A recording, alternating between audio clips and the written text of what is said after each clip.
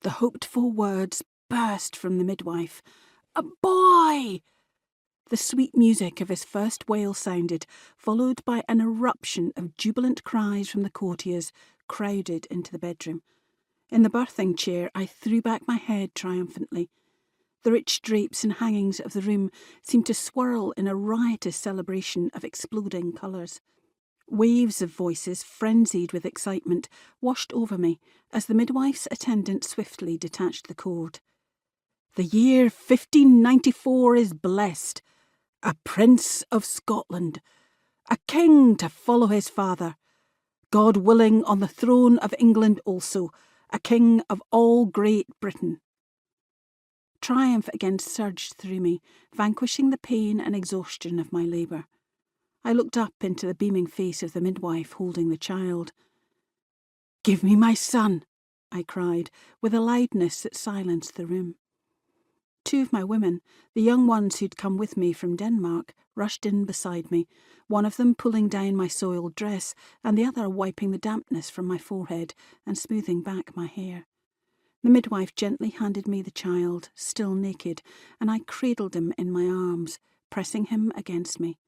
The women fell back, the crowd of faces across from me becoming clear, some of the highest-ranking earls and countesses of Scotland. Shortly after midnight, they had begun to gather, and over the past 2 hours as many as possible had pushed into the room, waiting silently or speaking in hushed tones.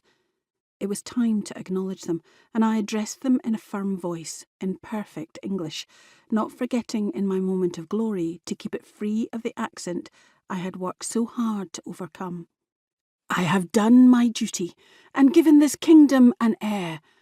I present you with your prince, descended from the kings of Scotland, and England, and Denmark.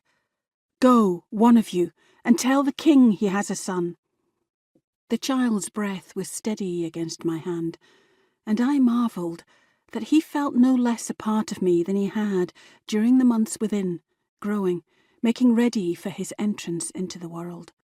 Beside me, one of the women fell to her knees and rested her head against me. It was Anna, from Denmark, at 20, barely a year older than me, and with whom I shared a name.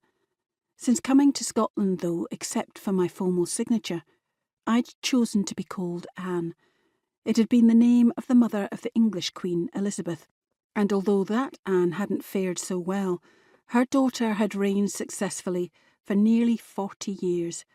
Elizabeth, now old and with no child to succeed her, had no closer relative than her cousin King James of Scotland, and King James now had a son.